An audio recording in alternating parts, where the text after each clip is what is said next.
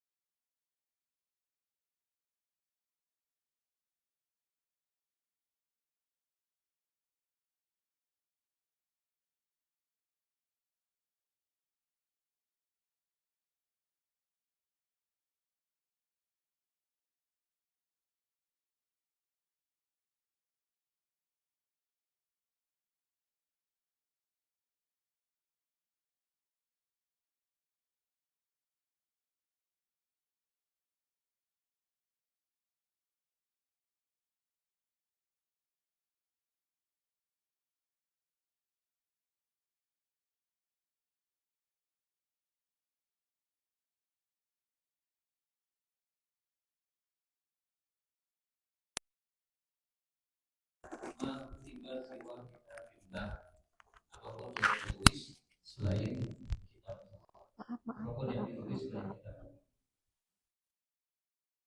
Jadi fondasinya, circle-nya, posisi terdalamnya adalah Al-Quranul Karim. Sementara yang lain itu posisinya menggantikan atau menjelaskan dan menerapkan sebagai alat bantu untuk memahami, bukan sebagai kitab induk yang menggantikan posisi. Kalau kita belajar apapun, misalnya belajar kitab A, tapi dari kitab tersebut kita nggak pernah diantarkan ke ayat-ayat Al-Quran. Kita nggak pernah difahamkan bahwa bab yang akan kita bahas ini adalah turunan atau penjelasan dari ayat Al-Quran di surat Anu, ayat Anu. Suratnya begini, ayatnya begini. Dan ini bab yang sedang kita bahas. Kalau tidak ada begitunya, berarti kitab yang seperti ini termasuk Al-Masa'ah atau termasuk Al-Mafnah. Clear ya definisinya? Oke. Maka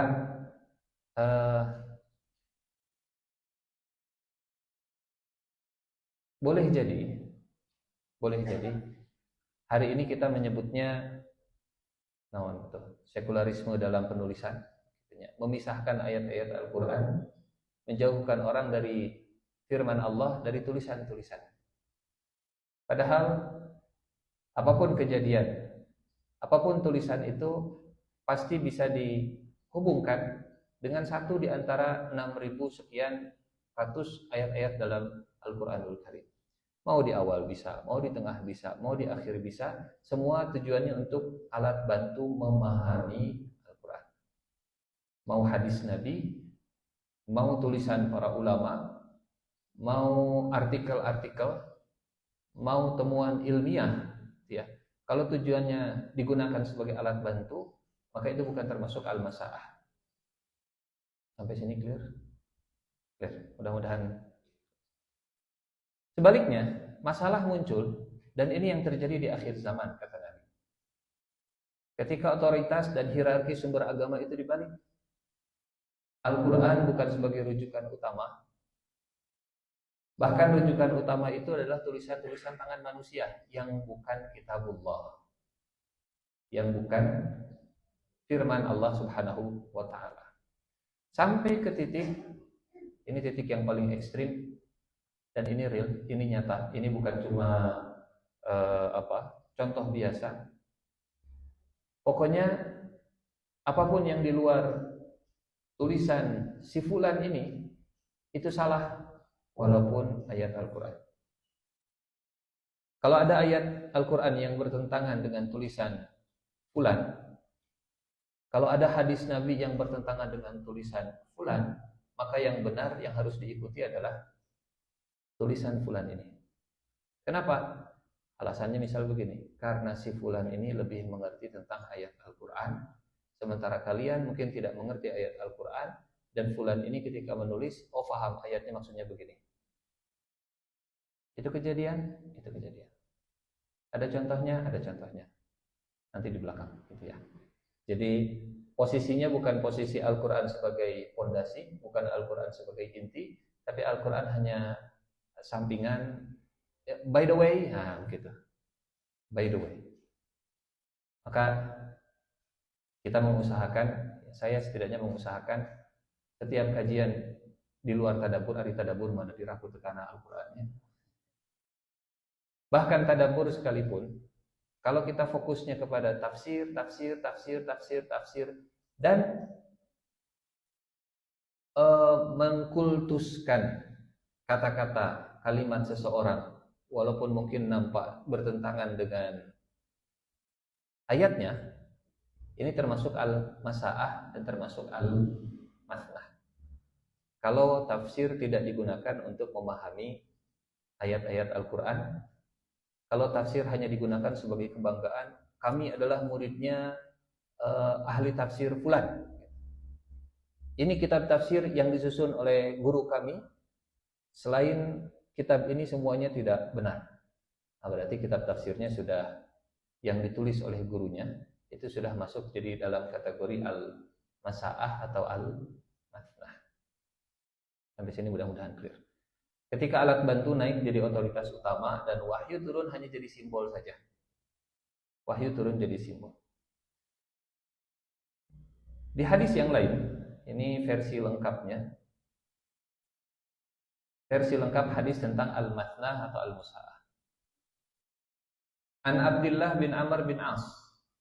Dari Abdullah bin Amr bin As. Siapa beliau? Anaknya Amr bin As. Siapa beliau? Cucunya Al-As. Abdullah bin Amr bin As. Salah seorang sahabat Rasulullah Shallallahu Alaihi Wasallam yang punya kebiasaan, masih ingat sahabat yang suka mencatat apapun kata-kata Nabi? Nah, ini orangnya. Nabi ngomong ditulis, Nabi bersin ditulis, Nabi batuk ditulis, Nabi berhenti ditulis, semuanya ditulis. Sampai Nabi marah ditulis, Nabi bercanda ditulis oleh Abdullah bin Amr bin As. Subtitlenya itu ada pada Amr bin As.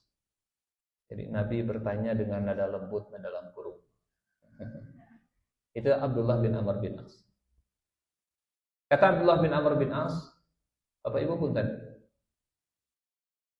yang meriwayatkan hadis ini tentang tulisan selain Al-Quran adalah yang selalu menulis tentang Rasulullah Sallallahu Alaihi Wasallam.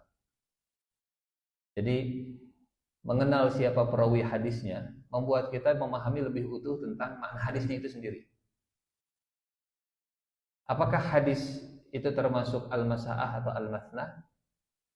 Kalau apa yang dilakukan oleh Abdullah bin Amr bin As itu al-masaah atau al-mathnah, itu sama seperti Abdullah bin Amr bin As meriwayatkan hadis yang menjelek-jelekan dirinya sendiri. Jadi pahami? Jadi apa itu al-masaah, apa itu al-mathnah? Kita sedang membahas temanya ciri hari kiamat adalah tersebarnya buku-buku selain Al-Quran. Apa buku-buku selain Al-Quran itu? Apapun, mau buku hadis, mau buku tafsir, mau buku fikih, mau buku agama apapun, itu selain Al-Quran. Tapi apakah itu yang dimaksud oleh Rasulullah Sallallahu Alaihi Wasallam? Kalau itu yang dimaksud oleh Nabi, maka orang pertama yang akan disebut oleh Nabi adalah Abdullah bin Amr bin As. Tapi kalau hadis, fikih, sirah digunakan untuk memahami Al-Quran, bukan itu yang sedang dimaksud oleh Rasulullah Sallallahu Alaihi Wasallam. Clear ya? Supaya tidak mispersepsi, supaya tidak salah paham tentang topik kita hari ini. Oh, tanda hari kiamatnya banyak buku selain Al-Quran, jangan dicetak buku selain. Tidak begitu memahaminya. Dari Abdullah bin Amr bin As, qala min asyratis sa'ah, di antara tanda-tanda hari kiamat. Perhatikan tanda-tandanya. Itu tah. Set, yang harusnya di atas jadi ke bawah, yang tadinya di bawah jadi naik ke atas. Di antara tanda-tanda hari kiamat, ayyadhharal qawlu wa yukhzanal fi'lu. Saat omongan, kata-kata itu nampak dengan jelas, wa yukhzanal fi'lu, tapi perbuatan, action itu tersimpan dan terkubur, tidak nampak. Yang bagus gimana? Yang bagus action speaks louder than word, ya. Yang baik aksinya itu bicara lebih lantang daripada kata-katanya. Tapi menjelang hari kiamat, kata Nabi, kata-kata itu lebih lantang, tapi perbuatan itu jadi sedikit, jadi tersembunyi.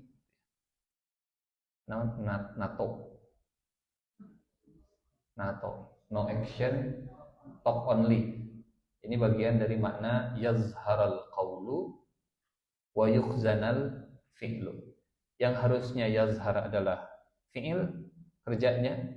Yang harusnya dikurangi dan disembunyikan adalah qawlunya. Tapi menjelang hari kiamat dibalik. Yang muncul adalah omongan, tapi actionnya Ini satu. Wa min asyrati sa'ah, kata Abdullah bin Amr bin As menyampaikan dari Nabi, dan termasuk di antara tanda-tanda kiamat adalah antur fa'al asyraru wa tudha'al akhyaru. Al asyrar, orang-orang jahat, turfa itu diangkat. Wa tudha' al akhyar, akhyar itu orang-orang baik, tudha' itu direndahkan. Harusnya orang baik diangkat dan orang jahat direndahkan. Tapi jelang hari kiamat dibalik. Orang baiknya direndahkan, orang jahatnya diangkat. Jadi ngomong itu jadi menonjol, action sedikit, orang baik direndahkan, orang jahat ditinggikan. Nah, di kondisi seperti ini, di situasi seperti ini, kemudian Rasulullah Shallallahu Alaihi Wasallam menyebut tanda kiamat yang ketiga. Wa inna min asyratis sa'ah an yuqra'al masnah ala ru'usil mala'i la yughayyar. Dan di antara tanda-tanda hari kiamat adalah dibacakannya al-masnah. Apa tadi al-masnah? Selain Quran. Dibacakannya selain Quran. Nanti kita akan bahas lebih dalam lagi tentang makna al-masnah. Tapi intinya al-masnah adalah selain Quran. Dibacakannya al-masnah ala ru'usil mala, di depan semua orang, di depan semua kepala, la yughayyar, dan tidak ada seorang pun yang kemudian mengkritisinya, mengubahnya, memperbaikinya.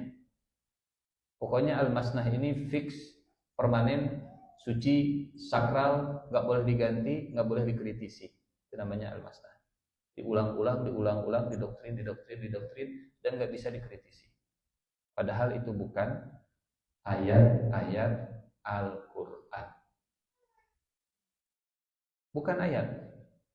Hasil produk manusia yang bisa berubah. Betul? Jadi kalau ada buku, kemudian kata pengantar penulisnya, buku ini sudah saya susun dengan seperfect mungkin dan tidak menerima kritik.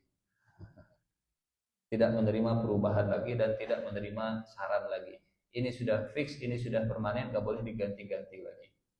Itu namanya al-masnah. Misal, saya bikin buku. Dan buku saya kemudian jadi kurikulum tetap di majelis taklim kognitif. Dibaca tanpa menerima kritik sama sekali. Itu namanya al-masnah. Itu namanya al-masnah. Seolah buku yang saya tulis adalah buku yang paling sempurna, bahkan sama seperti ayat Al-Quran. Itu namanya al-masnah. An yuqra'al masnatu ala ru'usil mala'i la yughayyar. Di antara tanda kiamat adalah al-masnah selain Al-Quran akan dibacakan kepada banyak orang, la yughayyar, dan tidak diubah sama sekali. Apa yang ditulis itulah yang dibacakan, permanen, fix, sempurna. Qila, kemudian ada yang bertanya, ya Aba Abdurrahman, panggilannya Abdullah bin Amr bin As. Wahai bapaknya Abu Abdurrahman, kaifa bima jaa min hadis Rasulullah sallallahu alaihi wasallam? Bagaimana dengan hadis Rasulullah? Karena hadis Rasulullah juga dibaca. Dan enggak boleh diubah. Karena ini sakral. Kata Abdullah bin Amr bin As, ma ja'akum an man ta'manunahu ala nafsihi wa dinihi fakhudhu bih. Apapun yang datang kepada kalian, apapun yang kalian dengarkan tentang hadis dari orang yang kalian anggap amanah, amanah jiwanya dan amanah agamanya, fakhudhu bihi, maka ambil hadis tersebut. Maka pegang hadis tersebut, gunakan hadis tersebut, ambil hadis tersebut, wa alaikum bil Quran, dan hendaknya kalian memprioritaskan Al-Quran. Fa innahu anhu tus'alun, karena kalian akan ditanya tentang Quran tersebut, wa bihi tujzaun, dan dengan Al-Quran kalian akan mendapatkan balasan, wa kafa bihi wa'idhan liman aqila. Dan cukuplah Al-Qur'an sebagai pemberi mau'izah, pemberi nasihat bagi orang yang berakal. Waqila punten Abdullah bin Amr bin As itu suka menulis tentang hadis dan kemudian membacakan kepada para sahabat yang lain, kepada tabi'in. Nanya, hadis gimana? Kan di situ suka nulis juga. Kata Abdullah bin Amr bin As, asal kalian percaya, silahkan ambil. Tapi yang terpenting tetap kalian dengan Quran. Tetap kalian fokus berorientasi kepada Quran. Hadis silahkan ambil dari orang yang kalian percaya orang tersebut amanah. Jadi Abdullah bin Amr bin As sendiri sangat objektif saat karyanya dikritisi oleh muridnya. Pak Ustadz kan bikin buku. Ada buku Pak Ustadz termasuk Al-Masnah bukan? Kalau di dalam buku saya, misalnya contohnya, saya nggak bisa menulis. Saya coba nulis, ternyata bahasa tulisan dengan bahasa lisan mah beda. Kalau saya tulis sama pas dibaca teh aneh. Mungkin perlu ghost writer begitu ya, atau ghost writer. Nah, ghost writer teh penulis jurig. Penulis bayangan. Ala kulli hal. Pak Ustadz kan nulis buku, iya betul. Tapi buku saya kalau ada yang bertentangan dengan Al-Quran tinggalkan. Dan itu yang dilakukan oleh para imam mazhab. Imam Abu Hanifah bikin buku karya, Imam Syafi'i bikin karya, Ahmad, Imam Malik bikin karya. Semuanya mengatakan ini pendapatku. Kalau pendapatku bertentangan dengan Quran, tinggalkan, pegang Quran. Tapi kalau pendapatku itu kalian temukan benar, silahkan pegang. Kebenaran itu datangnya dari Allah Subhanahu wa taala. Clear? Jadi kapan Al-Masnah disebut Al-Masnah? Kalau posisinya sudah dianggap menyaingi Quran, dianggap lebih sakral, bahkan diulang-ulang lebih sering daripada Al-Quran itu sendiri. Pertanyaan penting. Sekarang begini. Apakah Pancasila sesuai dengan Quran?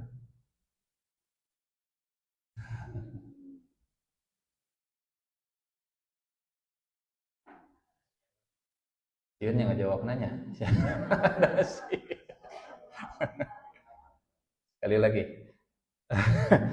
Apakah ini sesuai dengan Quran? Siga nama. Nah, karena ini bukan ayat-ayat Al-Quran. Tapi kan nggak boleh diganti karena ini dasar negara. Bolehkah produk manusia kemudian dikritisi? Bolehkah diganti? Wah, kadang makar. Saran perbaikan 2020 genap gitu. Karena ini produk manusia tahun 1945. Ayo kita contoh misalnya. Rewas Bu. Rewas kalau sudah diaplikasikan mah iya teh begitu. Rewas. Kita punya buku karya guru kita yang selalu dibaca. Kalau kemudian tidak menerima kritik dari buku tersebut, maka buku tersebut tidak bisa menjadi Al-Masnah. Tapi kalau kayaknya buku ini perlu saran perbaikan, minimal perbaikan dalam aplikasi dan terapannya. Kalau hadis mah ada sama. Tapi kalau penerapannya kita ubah yang lebih kontemporer, yang lebih relevan, itu insya Allah tidak jadi Al-Masnah lagi. Imam Mazhab saat mereka menyusun karya dan karyanya itu jadi diktat resmi, jadi kurikulum resmi diulang oleh muridnya menyampaikan ke muridnya lagi, sampaikan ke muridnya. Tapi kata penulis bukunya, kalau di buku ini ada yang bertentangan, tinggalkan, pegang Al-Quran, ganti sekalian nggak masalah. Oke. Jadi kumaha jawabannya tentang Pancasila teh kayak canderes aja. Terang tamatkan sampai ke akhir sampai tidak terbahas. Baik. Waqila ya Aba Abdurrahman, wahai Abu Abdurrahman, famal masnah? Apa itu al-masnah? Karena al-masnah tadi yang dibacakan ke seluruh orang dan tidak diubah. Famal masnah? Qala mastuktiba min ghairi kitabillah.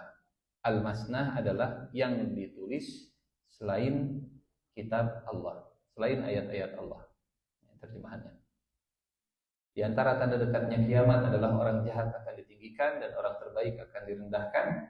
Ucapan akan meluas sedangkan perbuatan akan sedikit. Orang-orang akan membaca masna tanpa seorang pun di antara mereka mengingkari dan mengubahnya. Apa itu al-masna? Beliau menjawab, segala sesuatu yang ditulis selain kitab Allah. Jadi al-masna adalah kitab buatan manusia, produk manusia, karya manusia yang menyaingi kitab Allah, yang dijadikan sebagai tandingan hukum dan menggeser wahyu sebagai rujukan. Kecuali kalau buatan manusia ini digunakan hanya sebagai alat bantu untuk memahami Al-Quran. Pokoknya pahami hierarkinya tadi. Nomor satu, tetap posisikan Al-Quran sebagaimana kita memposisikan Tuhan Allah Subhanahu wa Ta'ala. Allah yang maha besar, maka firman-Nya pun yang maha besar, maka catatannya pun, kitabnya pun yang maha tinggi dari semuanya. Baik.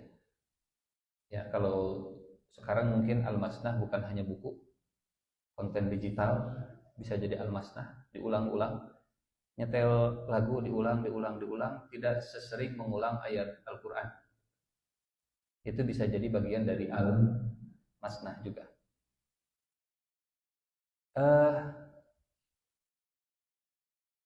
Ada ayat dalam Al-Quran. Bapak Ibu silahkan lihat. Ini kata al-masnah dalam Al-Quran. Silahkan lihat surat Al-Hijr ayat 87 dan Az-Zumar ayat 23. Al-Hijr 87 dan Az-Zumar ayat 23. Walaqad atainaka sab'an minal. Ada yang sudah menemukan ayatnya? Walaqad atainaka sab'an minal mathani wal Qur'anal 'azim. Dan sungguh kami telah memberikan kepadamu 7 ayat yang dibaca berulang-ulang. Apa bahasa Arabnya berulang-ulang? Al-mathani. Kalau ini al-masnah. Sama. Apa yang disebut dengan al-masnah? Al-masnah adalah selain kitab Allah yang dibaca berulang. Tapi kalau yang dibacanya ayat Al-Quran, nggak masalah. Jadi masani itu yang diulang-ulang. Secara bahasa, makna masnah yang diulang.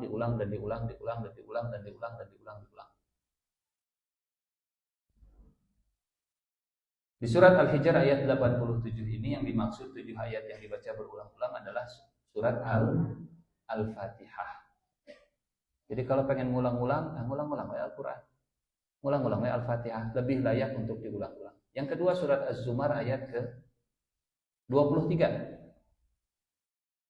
Allahu nazzala ahsanal hadithi kitaban mutasyabihan mathani taqsha'irru minhu juludul ladzina yakhshawna rabbahum thumma talinu juluduhum wa qulubuhum ila dzikrillah.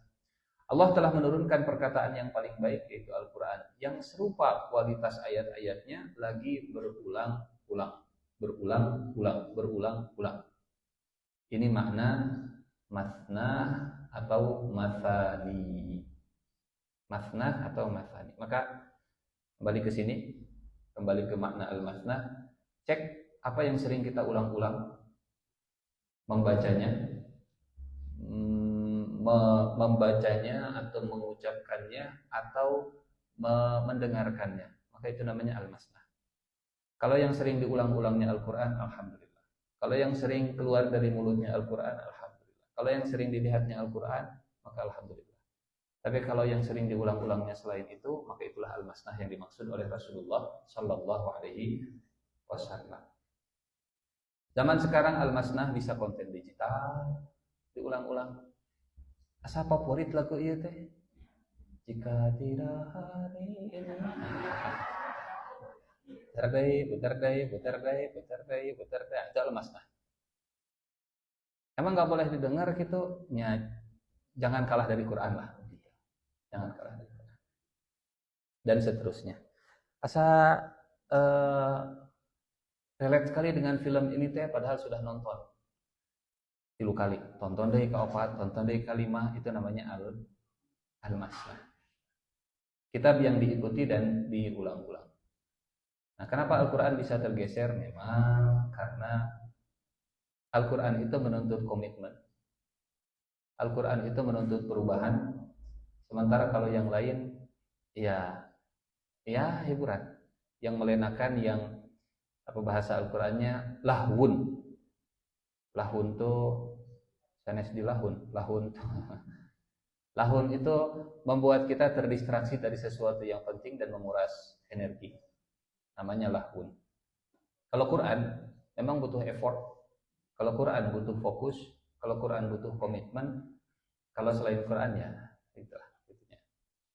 Hiburan, validasi, dan emosi insan. Nah, kita akan bahas tentang al-masnah yang disampaikan oleh Rasulullah Shallallahu Alaihi Wasallam sebagai tanda kiamat. Bapak Ibu yang Allah muliakan, yang punya handphone, yang sedang pegang handphone, tulis di Google. Silahkan tulis di Google MISHNAH. Dan silahkan baca penjelasan Google. MISHNAH. MISHNAH. Mishnah. Betul? Ada Mishnah? Sudah dibaca? Apa itu Mishnah?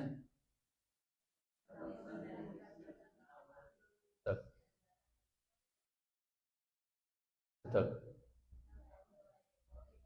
Mishnah itu kaitannya dengan orang-orang Yahudi zaman dulu. Ada Taurat diturunkan oleh Allah Subhanahu wa taala. Tapi kemudian mereka meyakini bahwa ada Taurat yang sifatnya lisan tapi tidak tertulis. Dan ini Taurat dalam tanda petik, Taurat lisan, itu yang diulang-ulang, disampaikan kepada Bani Israel oleh para rabinya, oleh para pemuka agamanya, dan meninggalkan Taurat aslinya. Kata para rabi, saya lebih mengerti tentang Taurat asli, dan kalian cukup percaya kepada saya. Diulang-ulang tafsirnya adalah kalau bahasa kita begitu ya, penjelasannya namanya Taurat lisan. Diulang-ulang, awalnya mereka nggak menulis. Awalnya Mishnah ini nggak tertulis. Dia hanya diulang. Kalau lihat di Google, definisi pengulangan itu ada gitu. Mishnah artinya yang diulang. Betul? Ada Mishnah yang diulang. Mereka mengulang, diulang sampai tahun ke-200-an, 200 tahun setelah itu kemudian mereka mulai menulis. Mulai ditulis. Dan kitab Mishnah ini yang jadi cikal bakal Talmud berikutnya. Sekarang itu Talmud pegangan mereka. Dan Talmud itu jauh lebih dipegang oleh Bani Israel, oleh orang Yahudi daripada Taurat aslinya itu sendiri. Itu namanya Al-Mishnah. Jadi seolah Nabi ingin menyampaikan begini, apa yang dulu pernah terjadi ke Bani Israel akan terjadi kepada umat Nabi Muhammad SAW sebagai tanda akhir zaman, sebagai tanda dekatnya hari kiamat. Qurannya ditinggalkan, Qurannya dijauhkan, Qurannya nggak mengerti, umat hanya bergantung kepada tokoh-tokoh agamanya untuk memahami kitab sucinya, tapi versi tokoh agamanya sendiri. Tokoh agamanya tidak mengantarkan umatnya kepada Quran. Justru Al-Qurannya semakin dijauhkan dan ngajak umatnya atau sesuai kadir. Kau ustad we kadir. Ulah langsung karena Quran bisi tersesat. Tekahar tos ku imah tekahar wis ku mamang we kadir. Pelan. Wios ka abdi we kadir. Itu namanya al-masnah. Sejarah Mishnah dalam tradisi Yahudi yang akan terulang Karena kata Nabi, kalian akan mengikuti jejaknya orang Yahudi dan Nasrani, shibron bi shibrin, wa ziro'an bi ziro'in, sejengkal demi sejengkal, sehasta demi sehasta, sampai mereka masuk ke dalam lubang biawak, kalian akan ikut masuk. Clear al-Mishnah maknanya? Nanti silahkan baca lebih lengkap lagi di Wikipedia dan seterusnya apa itu Mishnah. Jadi Mishnah adalah kitab hukum produk manusia, produk Rabi yang dibaca diulang-ulang jadi panduan buat orang-orang Yahudi dan Bani Israel. Bapak Ibu yang Allah muliakan, maka untuk memahami ini nanti silahkan atau saya tampilkan saja ya. Kita akan tadabbur memahami al-mathna, tersebarnya buku-buku selain Al-Qur'an, yang dijadikan rujukan di luar Al-Qur'an. Bapak Ibu silahkan nanti rujuk surat Al-Baqarah yang akan kita tadabburi insyaallah ayat 78 79. Tampilkan ya.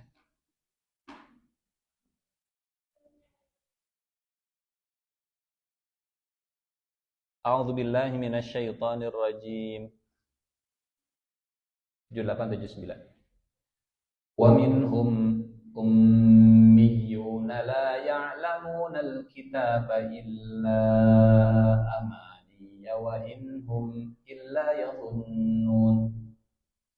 Dan di antara mereka yang dimaksud adalah Bani Israel, karena ayatnya berbicara tentang Bani Israel. Kalau kita mundur lagi satu ayat sebelumnya, ini tentang Bani Israel ya, yang hatinya sekeras batu di ayat ke-74.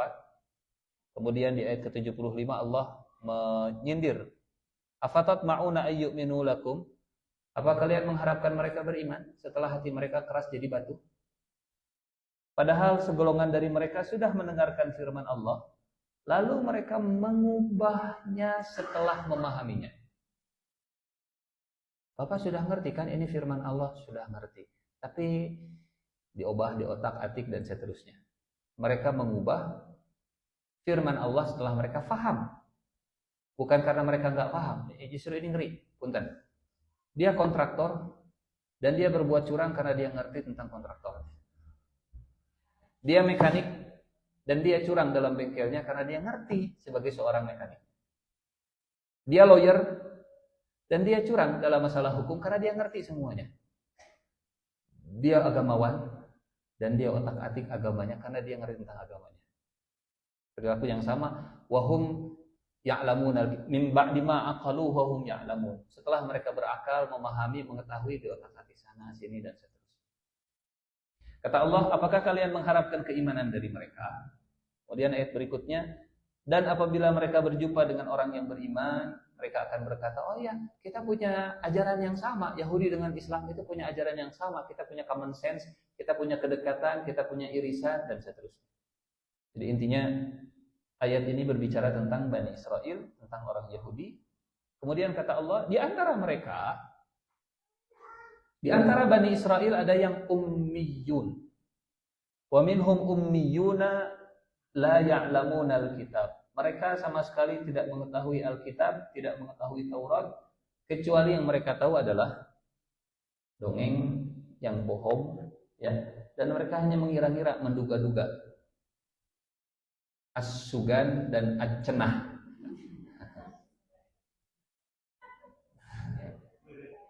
Al-meren hiji. As-sugan dan Ad-cenah. Cenah itu oke, sugan amaniya wa inhum illa yazunnun. Ayat berikutnya, fawailul lil ladzina yaktubunal kitaba bi aydihim thumma yaquluna hadza min indillah. Kecelakaan besarlah bagi mereka yang menulis dengan tangan mereka dan mereka mengatakan ini dari Allah, padahal itu bukan dari Allah. Jadi dua ayat ini 78 dan 79. Ayat ini menggambarkan dua golongan di Bani Israel, ya, antara elit agama yang memonopoli pemahaman kitab suci, dimonopoli, dan orang awam yang dijauhkan dari teks yang asli. Sebagai penggantinya dari Taurat, mereka bikin kitab sendiri. Tah ieu we Jadikan ini sebagai pegangan. Itu namanya al-mathnah. Itu namanya al-masa'ah. Itu yang dimaksud dengan tersebarnya kitab-kitab selain Al-Quran. Jadi orang pintar itu ada dua ternyata ya. Ada orang pintar yang bikin memelihara orang bodoh tetap bodoh. Ada orang pintar yang membuat orang bodoh jadi ngerti. Orang rabinya Yahudi, ini kalau mereka pintar, mereka akan meninggalkan saya. Kalau mereka bodoh, mereka akan terus bergantung ke saya. Maka saya akan jauhkan mereka dari kitab suci supaya mereka tetap perlu ke rabinya. Maka posisi seperti ini, posisi seorang ustadz, syekh, kiai, ulama, habib, tokoh agama, itu tidak boleh memelihara kebodohan jamaahnya. Justru harus membangun kemandirian jamaahnya supaya jangan terlalu bergantung kepada manusia, karena manusia bisa tergelincir dan salah. Jamaah boleh mengkritisi ustadz asa tekitu dah, ustadz asa salah. Suasana inilah yang dibangun di kalangan para sahabat Nabi. Sementara suasana yang dibangun di kalangan rabi Yahudi, rabi sama dengan Tuhan yang tidak boleh ditanya. Bahkan lebih sakral daripada nabi-nabi mereka sendiri. Kalau nabi mereka, Bani Israel itu nanya, coba tanya kepada Allah, sapinan juga kumaha, warna naon, dan seterusnya. Ke nabi mereka begitu. Tapi ke rabi, siap, laksanakan. Suasana yang dibangun oleh para sahabat, oleh Rasulullah SAW adalah suasana tawasau bil haqqi, tawasau bis sabri, saling. Dan ini revolusi pendidikan yang luar biasa dalam Islam. Agama Islam itu membangun kemandirian dalam intelektualitas, bukan membangun kesenjangan ini si pintar, ini si bodoh, dan si bodoh tetaplah harus bodoh supaya mereka bergantung kepada si pintar. Dan korupsi dalam apapun, termasuk dalam agama, itu terjadi kalau ada disparitas, kesenjangan antara yang ngerti dengan yang bodoh sekali. Kalau saya bodoh dalam otomotif, mobil rusak, datang ke bengkel, mana saya di sana? Kang, punten, ieu teh olina tos kedah diganti, kunaon kitu nya tingali semua oli harus diganti. Padahal baru kemarin ganti oli misalnya. Kang, ieu teh maudna kedah diganti, Kang, ieu teh kedah dikiekeun, kedah dikitu. Karena saya enggak ngerti, oh iya percaya, oh iya, oh iya, oh iya, oh iya. Tapi bayangkan kalau saya ngerti otomotif, punya basic otomotif, kemudian kata mekaniknya, Kang ini harus diganti, tak kedah masih kena saya, tinggal itu tacan aus tuh tinggal masih kena saya kan, saya yakin mekaniknya nggak akan curang, betul? Nggak akan curang. Kalau orang Indonesia itu pintar-pintar, kalau orang Indonesia pendidikannya tinggi-tinggi, insya Allah yang punya posisi juga mereka nggak akan semena-mena, pasti akan hati-hati. Jadi di kalangan Bani Israel, elit-elitnya memelihara supaya orang awamnya tetap bodoh. Kalau ini terjadi ke kita, berarti kita sudah mengikuti jejak Bani Israel. Jadi pejabat, elit,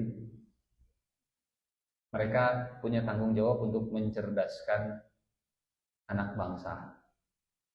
Tapi kalau dicerdaskan anak bangsa, pasti kritis, pasti bakal salah, ante kieu moal ngiringan we. Clear ya? Apa yang terjadi ke Bani Israel seperti yang Al-Qur'an gambarkan tadi. Al-Qur'an merekam realitas sosial Bani Israel yang sangat jomplang antara si elit dan si awam.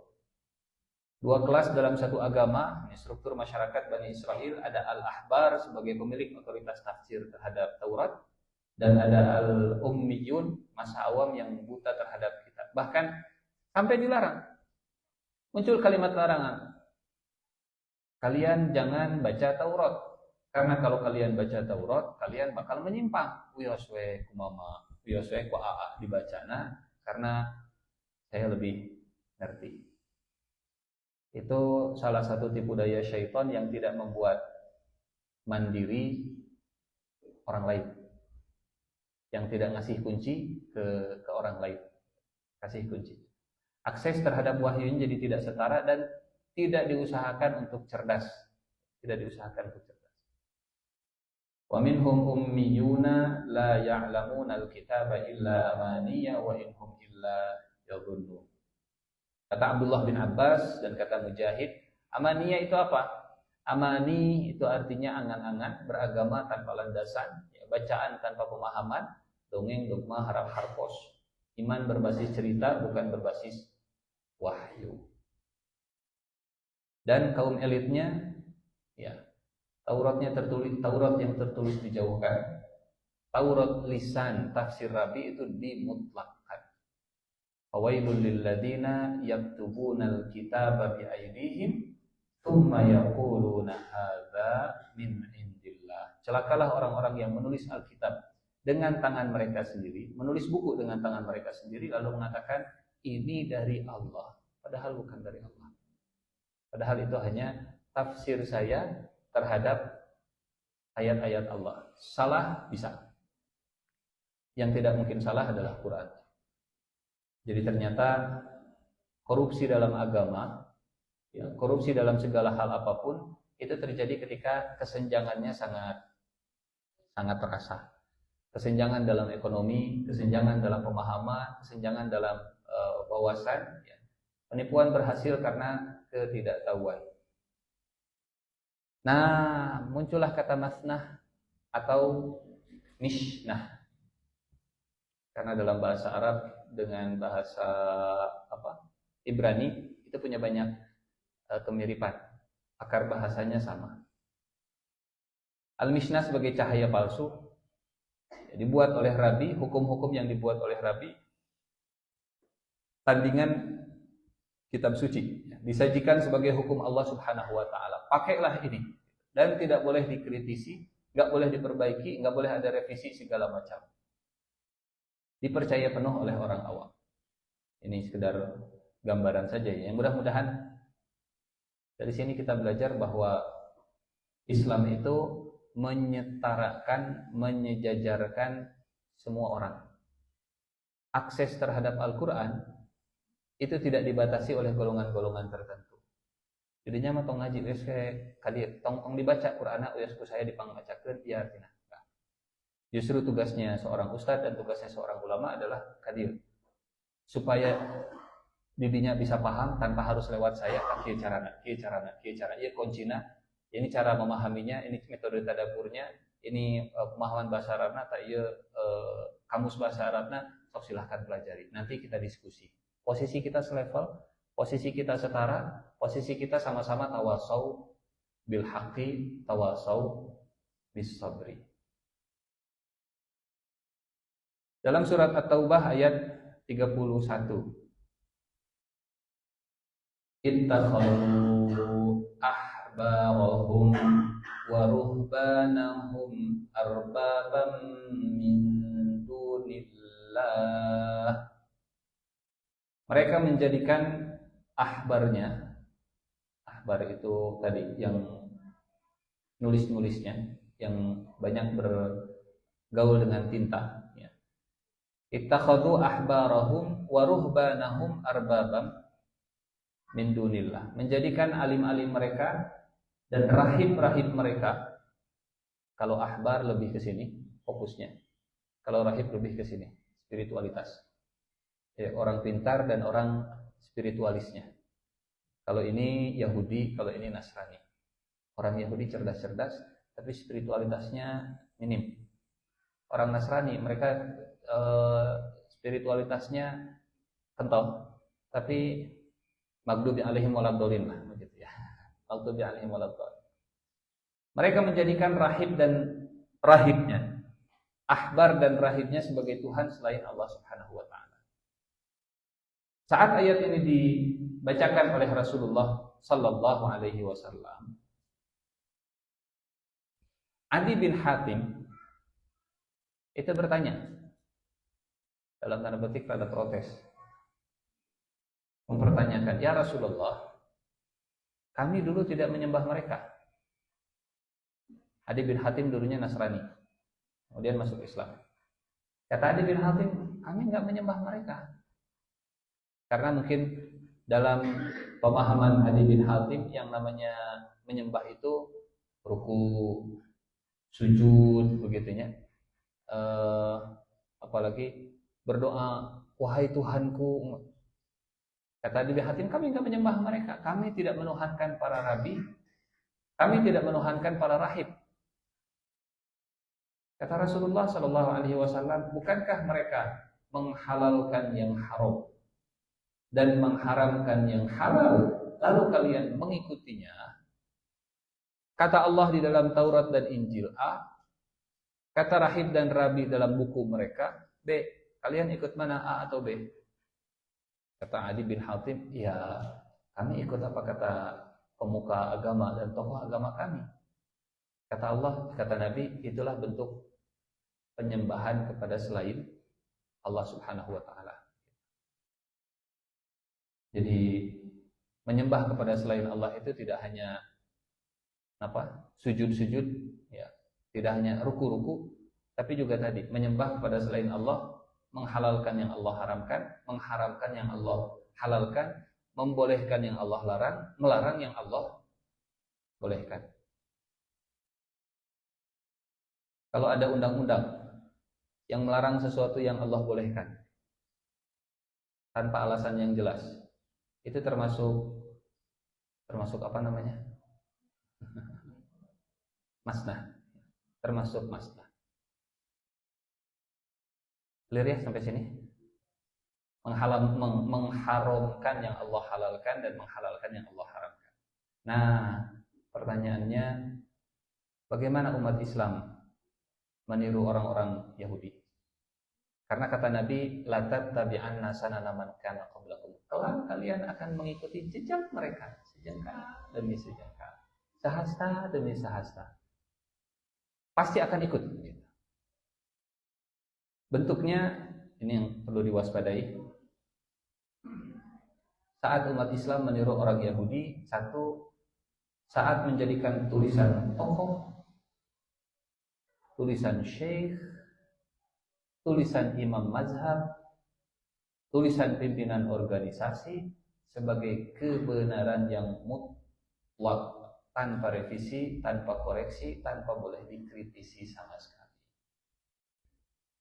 Ini namanya masnah. Dirujuk boleh, dijadikan sebagai bacaan boleh, tapi digembok, nggak boleh ada revisi sama sekali, nggak boleh ini diperbaiki, nggak boleh dikembangkan, padahal itu produk manusia. Nah, itu sudah seperti mengqurankan tulisan manusia, walaupun karyanya bagus. Saat ayat atau hadis melarang sesuatu, kemudian dijawab, tapi kan di kitab Syekh Fulan membolehkan, tapi kan fatwa Syekh Fulan itu mengharamkan, padahal Allah halalkan misalnya. Maka yang demikian juga bisa disebut al-masnah, bisa disebut al-masalah. Pendapat ulama memang baik sebagai referensi, tapi diperlakukan sakral dan anti kritik. Mematikan fungsi Al-Quran sebagai hakim tertinggi, wa muhaiminan alaih. Ini Taurat, ini Zabur, ini Injil, ini Quran. Sama-sama semuanya turun dari Allah Subhanahu wa taala. Betul? Ini wahyu, ini wahyu, ini wahyu. Ini Quran. Maka Al-Quran itu muhaiminan alaih, mendominasi wahyu-wahyu sebelumnya.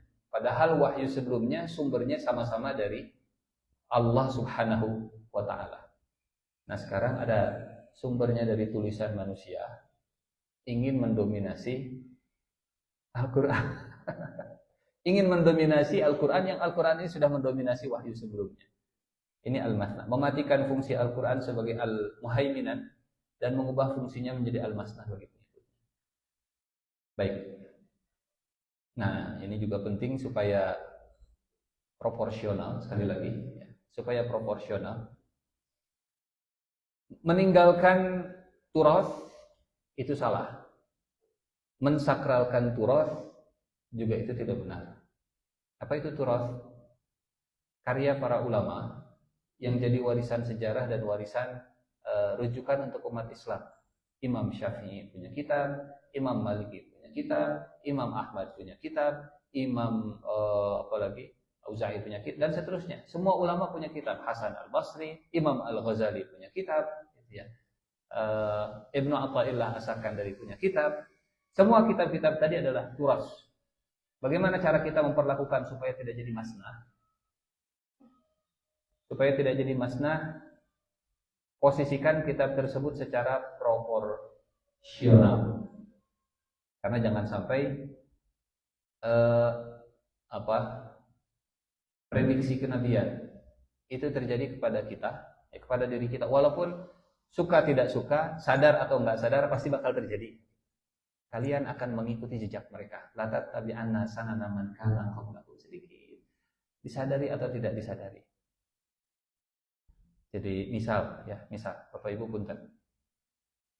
Sedang ada pembacaan satu kitab, kemudian kitab tersebut dipertanyakan. Punten, kayaknya saya nggak setuju deh dengan pendapat si fulan. Anda siapa dibanding si fulan? Nggak boleh dibandingkan, nggak boleh dikritisi, padahal yang mempertanyakan itu punya pembanding yang cukup kuat juga.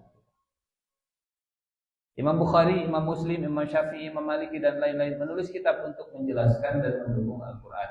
Kalau pendapat mereka bertentangan dengan dalil yang lebih kuat, mereka perintahkan untuk tinggalkan. Tinggalkan buku saya, tinggalkan karya saya, tinggalkan karangan saya. Ambil hadis yang lebih kuat, ambil ayat Al-Quran yang lebih kuat. Sementara al-masnah, kalau tulisan jadi penghalang memahami ayat-ayat Al-Quran. Saya kira pesan utamanya sudah sampai ya, sudah bisa dipahami ya, bahwa kebiasaan orang Yahudi zaman dulu jangan sampai terulang kepada umat Islam di akhir zaman.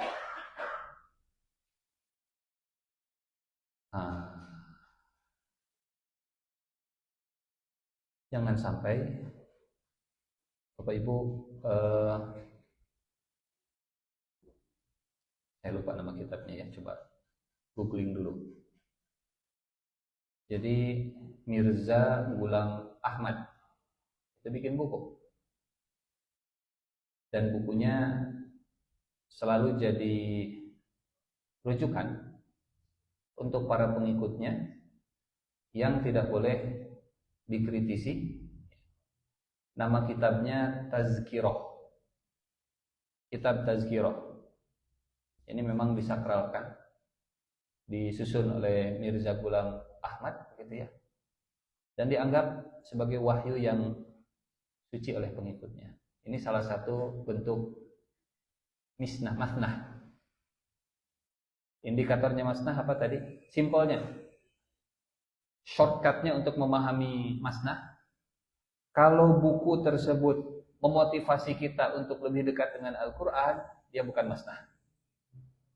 Kalau buku tersebut malah menghalangi kita untuk banyak berinteraksi dengan Al-Quran, membuat kita jadi malas baca Quran, membuat kita jadi malas mendengarkan Quran, tadabbur Quran, berarti buku tersebut termasuk masnah. Apalagi sampai dikatakan atos, jangan baca Quran, cukup baca kitab ini, itu masnah banget berarti.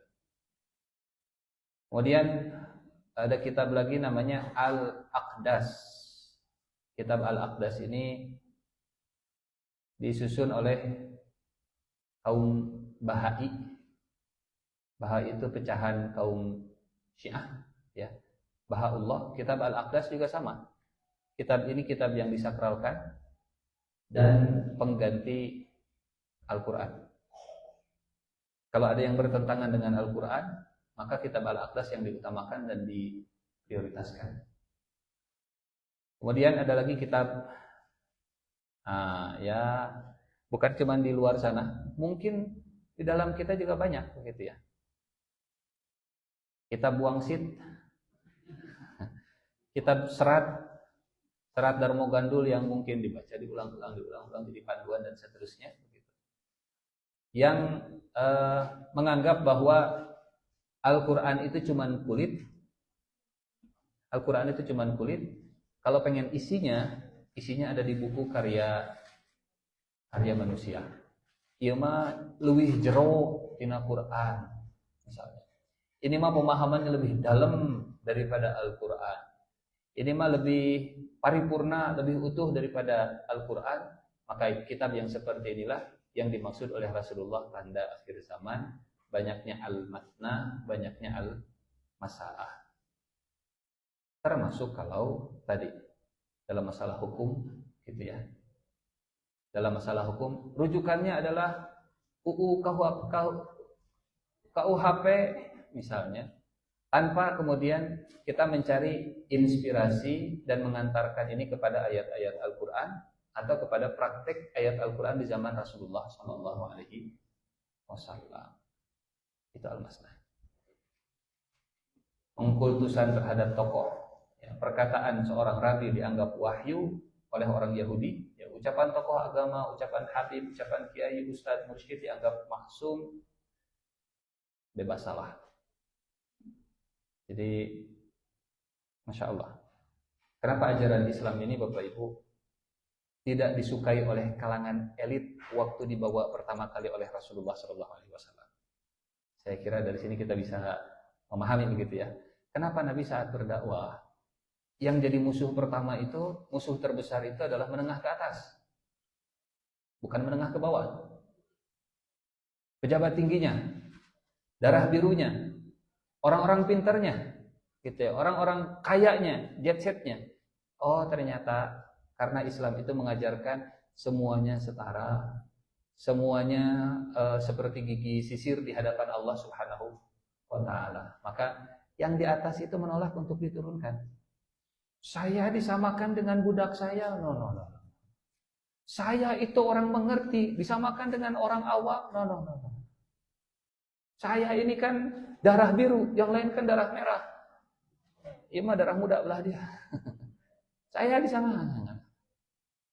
Mudah-mudahan kita jadi nyambung begitu ya antara sejarah akhir zaman dengan hadis, dengan ayat Al-Quran. Oh pantesan kenapa penolakan terbesar justru datang dari raja-raja, dari para pejabat tinggi, dari orang-orang Yahudi yang dikenal ahli kitab. Padahal gambaran orang Islam itu Bapak Ibu, saat Allah Subhanahu wa Ta'ala, saat mereka hijrah ke Madinah, ayat ini, kenapa ayat ini muncul? Afatatma'una ayyu'minu lakum. Kenapa Allah Subhanahu wa Ta'ala mengabadikan, apakah kalian tomak? Apakah kalian masih mengharapkan mereka beriman? Bahasa Al-Qur'annya afatatma'una, dari kata tomak. Bahasa kitanya tamak, rakus. Apa kalian rakus, tamak, ingin mengharapkan orang Yahudi itu beriman? Karena mereka terpelajar, karena mereka baca Taurat, karena mereka ngerti, karena mereka tahu nabi-nabi sebelumnya. Jadi kalian wahai orang Islam, kalian berharap Yahudi itu cepat berimannya? Tidak semudah itu. Justru karena mereka pintar, mereka ngotak-ngatik segala macam. Afatatma'una ayyu'minu lakum wa qad kana fariqum minhum yasma'una kalam Allah. Dan punten Bapak Ibu, ini kita mencoba menyelami kejiwaan rabi-rabi yang tinggal di Madinah. Saat Rasulullah belum hijrah, saat Rasulullah masih di Mekah, rabi-rabi Yahudi itu punya dominasi yang tinggi luar biasa. Saya otoritas agamawan yang semuanya harus tunduk kepada saya. Kalau pengen bicara agama, ngomong ke mamang. Bicara ke saya. Semua harus tutup mulut kalau saya bicara tentang agama. Datang Nabi Muhammad SAW. Di mata para rabi, Nabi Muhammad ini adalah kompetitor. Karena kalau semuanya masuk Islam, maka rabi akan kehilangan otoritasnya. Selama ini mereka merujuk ke saya, selama ini mereka bertanya ke saya, selama ini mereka kalau pengen tahu agama nanya ke saya. Kalau sekarang Muhammad datang dan saya bilang, oh iya, bapak-bapak, ibu-ibu, saudara-saudara sekalian, sesuai dengan yang pernah saya sampaikan selama ini dalam pengajian Taurat, Nabi yang kita sebut-sebut itu adalah Muhammad. Ayo kita beriman. Kalau Rabi seperti itu, mereka akan, oh, jadi kebanggaan saya selama ini hilang atau? Sekarang kita harus tunduk ke Muhammad. Sekarang kita harus jadi followersnya Muhammad. Padahal selama ini saya punya banyak followersnya sekarang jadi transfer ke Muhammad. Oh, paham ya? Kenapa gengsi itu muncul? Kenapa mereka sudah ngerti, sudah tahu, tapi nggak mau beriman? Jadi pada akhirnya kalau kita simpulkan semua cerita dan sejarah, ternyata yang paling berat itu adalah menundukkan diri kepada kebenaran, menundukkan ego dan gengsi kepada kebenaran, merelakan semua benefit yang selama ini diberikan oleh Allah Subhanahu wa taala setelah dihadapkan dengan kebenaran. Daya apa hese nama? Dan itu yang selalu terulang dan terulang. Dimulai dari kisah Nabi Adam dan iblis di surga. Adanya di surat apa? Al-Baqarah, surat yang sama. Surat pembuka sebelum cerita Bani Israel dan seterusnya. Jadi pengkultusan terhadap tokoh. Kalau jamaah ini mereka sudah pada pintar atau mau ngaji di saya, itulah mentalitas Rabi Yahudi. Tapi mentalitas yang dibangun oleh Nabi, sing bala liter ya, sing bala lager, sing bala renar, tak sing bisa ngawas Qur'annya lira, Bapak Ibu tanya. Pada saya terburu ngisi deui dia. Supaya mandiri semuanya, supaya kalaupun saya meninggal, kalaupun misalnya kita lagi sendiri, ada Quran, oh iya. Betul? Jadi Rasulullah Shallallahu Alaihi Wasallam, pemandangan terakhir ini ya, pemandangan terakhir sebelum Rasulullah meninggal adalah pemandangan yang membuat beliau sudah tugas sudah tuntas. Apa Bu pemandangannya? Apa pandangannya Pak? Saat Abu Bakar sudah jadi imam untuk sahabat yang lain. Saat Nabi sedang sakit dan Abu Bakar yang jadi imamnya. Artinya regenerasinya berhasil. Kemandirian yang dibangun oleh Rasulullah dalam menjaga iman dan spiritualitas itu berhasil. Jadi sudah, gak usah lagi. Walaupun saya meninggal, mereka akan tetap sholat subuh kok. Walaupun saya meninggal, mereka akan tetap berjamaah kok. Walaupun saya meninggal, mereka akan tetap menyembah Allah Subhanahu wa taala. Itu pemandangan terakhir Rasulullah sebelum meninggal dunia. Pas sholat subuh, saya relakan jendelana. Para sahabat melihat ke jendela, oh Rasulullah sudah sembuh. Mereka menganggap Rasulullah itu sehat. Tapi apa istilahnya kalau dalam medis tuh? Terminal lucidity. Betul? Terminal lucidity teh ujug-ujug sehat, padahal itu perpisahan terakhir. Seolah semua organ tubuhnya itu laporan ke otak. Otak, kami sudah pasrah, kami akan mengerahkan tenaga terakhir, tapi setelah itu kami akan mati. Semua organ tubuhnya mengeluarkan energinya, dan saat energinya keluar, ujug-ujug sehat, dan saat sehat orang menganggapnya sudah nggak sakit lagi, padahal itu detik-detik terakhir ya. Terminal lucidity istilahnya. Ala kulli hal. Jadi bukan untuk membangun ketergantungan saya ke anak, ibu ke anak, bapak ke anak, bukan membuat anak bergantung kepada kita sebagai orang tua, tapi membuat mereka mandiri bahkan dalam urusan agama. Aa, neng, teh, adek, walaupun bapak meninggal, adek kudu tetap sholat, adek kudu tetap bisa ngaji, adek kudu tetap ibadah, berjamaah, dan seterusnya. Apa nama ayah bapak yang kalau ada bapak, saya sholat. Kalau nggak ada bapak, mah hoream, itu bahaya. Itu mentalitas yang dibangun oleh Rabi Yahudi kepada jamaahnya. Hartas bapak ibu. Jadi walaupun saya tidak ngisi lagi, tetap ngaji, insya Allah. Contoh ini macam. Ucapan tokoh jadi hukum berjalan melabrak syariat Nabi. Sebagai muhasabah dan sebagai penutup pertanyaan-pertanyaan penting untuk kita. Apakah bacaan yang kita baca selama ini mendekatkan atau menjauhkan dari Al-Quran? Apakah Quran punya waktu khusus dalam hidup kita? Ada waktu yang bukan waktu sisa, tapi memang waktu yang dialokasikan khusus untuk Al-Quran. Entah itu untuk belajar tahsinnya, entah itu untuk membacanya, entah itu baca terjemahannya, entah itu baca tafsirnya, atau mendengarkan kajian tafsir di YouTube-nya, atau untuk mengajarkan lagi ke orang lainnya. Semuanya tentang Al-Quran. Apakah saya lebih hafal opini manusia daripada ayat-ayat Al-Quran? Dalam teori ini, hari Quran naon berkaitan? Lukanya. Dalam undang-undang ini ada hubungannya dengan Al-Quran, sehingga nama ayat ada, tapi duka naon.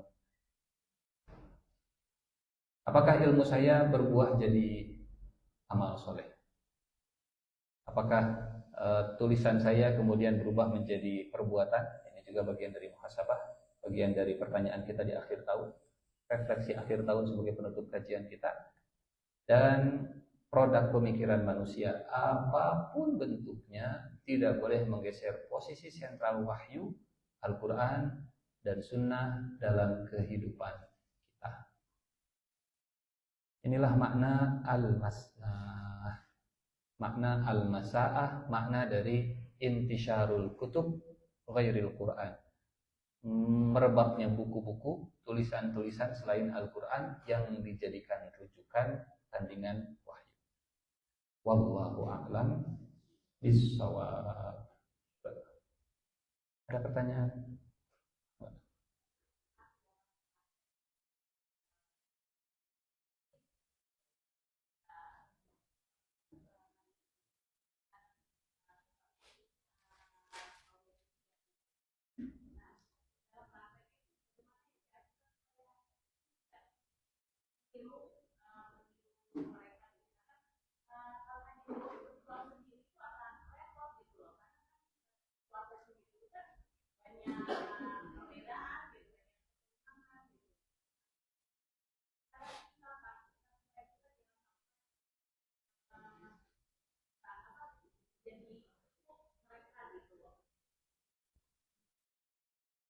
Ya, bismillahirrahmanirrahim.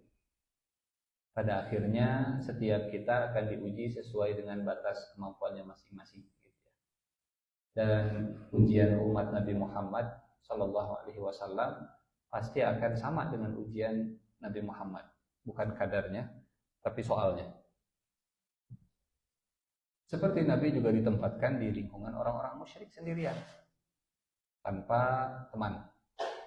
Baru mulai dari orang yang terdekat yang paling bisa dipercaya. Rasulullah tidak langsung ke Abu Jahal, Nabi tidak langsung ke Abu Lahab, tapi Nabi, kalau bahasa kita, mempetakan, mapping, di mapping dulu, dilihat siapa orang yang paling dekat dan bisa jadi supporter Rasulullah SAW, jadi sahabat Nabi. Ilmu SDM yang kita punya untuk memappingkan itu dipakai untuk dakwah. Kayaknya si fulan, nah bisa didekati dan dijadikan sahabat. Sedikit. Mungkin saya nggak bisa mempengaruhi orang nomor 4, tapi orang nomor 3 bisa. Tapi saya hanya bisa mempengaruhi orang nomor 2. Saya orang nomor 1. Saya pengaruhi orang nomor 2. Orang nomor 2 pengaruhi orang nomor 3. Orang nomor 3 nanti pengaruhi orang nomor 4. Itu yang dilakukan oleh Rasulullah Sallallahu Alaihi Wasallam. Yang mengajak Utsman bin Affan masuk Islam bukan Nabi, tapi Abu Bakar. Yang mengajak Abdurrahman bin Auf masuk Islam itu bukan Nabi, tapi Abu Bakar. Begitu. Nabi orang nomor 1, Abu Bakar orang nomor 2, Utsman orang nomor 3. Bukan Nabi ngajak Utsman langsung, tapi orang nomor 2. Jadi siapa ring 1 kita, nanti ring 1 yang mungkin ke ring 2 ke yang ring 3 dan seterusnya. Ini satu. Dari orang terdekat. Yang kedua, memang tugas kita kalau sampai targetnya mengubah, capek. Karena Nabi juga selama di Mekah itu nggak bisa mengubah Mekah. Bahkan sampai hijrah begitu akhirnya. Sampai pindah, sampai migrasi ke Madinah. Yang bisa dilakukan oleh Nabi adalah mencari orang-orang terdekat yang bisa diajak ngobrol, yang bisa direkrut, yang sama-sama ngerti lah, yang sefrekuensi. yang bisa dilakukan oleh Nabi. Justru perubahannya itu dari luar. Nabi di Mekah ingin mengubah dari dalam, ternyata mentok. Cuman dapat orang-orang yang sevisi dan sefrekuensi. Ayo kalau begitu mah kita ubah dari luar, pindah ke Madinah. Kan perubahannya dari Madinah baru ke Mekah. Fathu Mekah itu setelah Rasulullah hijrah ke Madinah, betul? Ada kalanya perubahan nggak bisa dilakukan dari dalam, maka harus dari luar, kemudian masuk lagi ke dalam setelah berhasil membangun kekuatan di luar sana di Madinah Al-Munawwarah. Jadi boleh jadi, tapi ini supaya nggak tergesa-gesa begitunya. Hijrah weh nggak ngawit gitunya. Hijrah itu saat mentok dakwah. Hijrah itu saat susah untuk perbaikan internal, dari dalam susah baru kita dari luar. Yang ketiga, ini sebagai penutup, jangan jadikan ini sebagai poin nomor 1. Pada akhirnya yang dituntut oleh Allah adalah sejauh mana ikhtiar dan usaha kita, bukan sejauh mana keberhasilan kita. Pada akhirnya yang Allah akan tanyakan adalah sudah disampaikan atau belum, bukan sudah berubah atau belum. Karena berubah mau wilayah Allah, hidayah mau wilayah Allah, wilayah kita hanya sekedar menyampaikan saja. Dan insya Allah, selama ikan itu masih hidup, ikan itu nggak akan terbawa arus. Tuh. Selama ikan itu masih hidup, ikan itu masih bisa melawan arus. Selama ikan itu masih hidup, ikan itu nggak akan terwarnai jadi asin di lautan. Bahkan ikan laut itu kalau pas awal kita ambil, kemudian dibakar, itu rasanya masih manis. Betul? Tapi kalau ikan itu sudah mati, kemudian dibiarkan di laut, diangkat, pasti asin. Karena sistem tubuhnya nggak bisa melakukan ekskresi atau sekresi begitunya. Nggak bisa mompa supaya keluar terus. Sama seperti manusia, kalau ini sudah mati, gampang ke bawah arus. Sama seperti manusia, kalau ini sudah mati, gampang terpengaruhi oleh asinnya lingkungan dia. Tapi kalau semangatnya masih semangat, saya ingin mengubah, itu hatinya masih hidup berarti. Itu artinya saya nggak akan terbawa arus. Nah, Bani Israel itu dimatikan ini dan ininya dengan cara taklid buta. Tos tu kudu mikir, wios ku mamang nu mikirna. Tos eta kudu ngaji, wios ka dieu tah dengerin saja, ikuti saja. Jadi revolusi mentalnya. Revolusi Islam yang begitu luar biasa mengubah orang yang taklid buta jadi orang yang mandiri dalam beragama. Wallahu a'lam bishawab. Ada?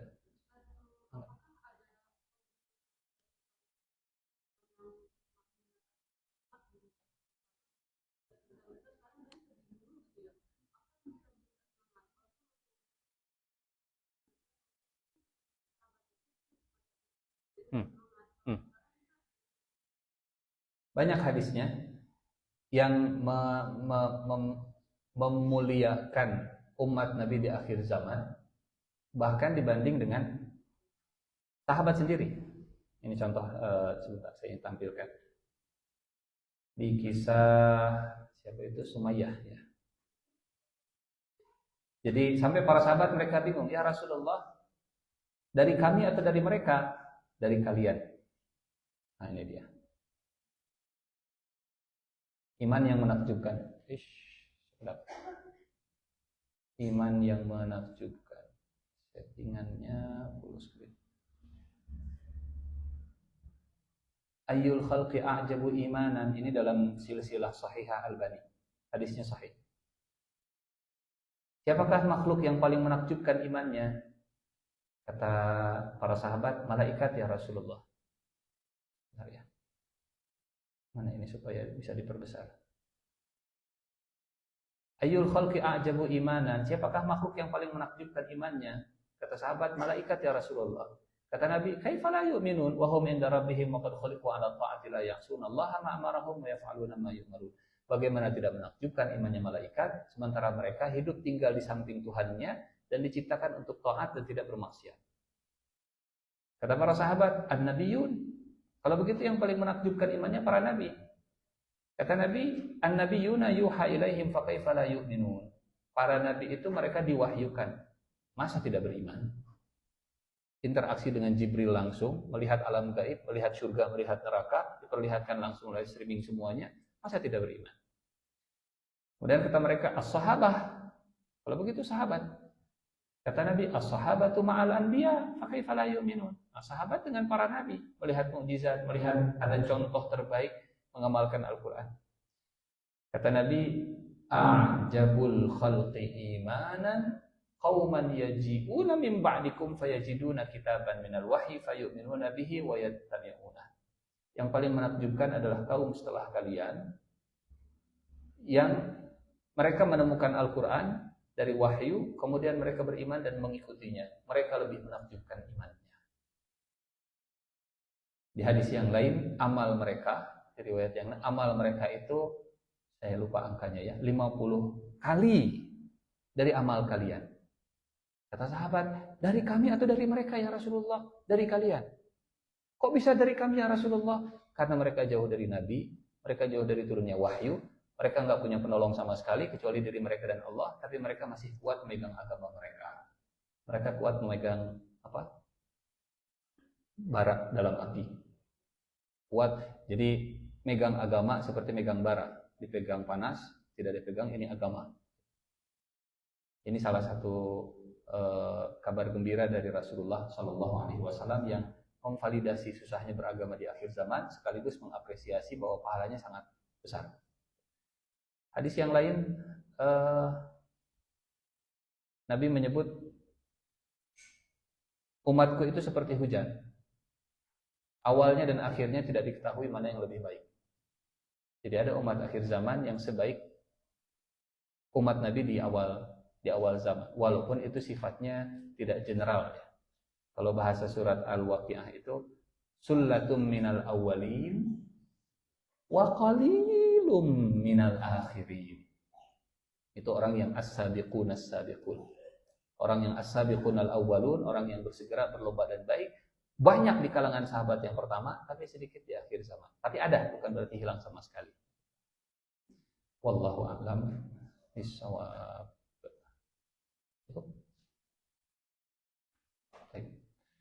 Sampai ketemu lagi di tahun 2027, 26, insyaallah. Mudah-mudahan sehat selalu, selamat berlibur, selamat jalan-jalan, dan jangan lupa foto-fotonya di-upload, di-share dengan oleh-olehnya juga. Kita tutup dengan doa kifaratul majlis. Subhanakallahumma wa bihamdika asyhadu an la ilaha illa anta astaghfiruka wa atubu ilaik. Assalamualaikum warahmatullahi wabarakatuh.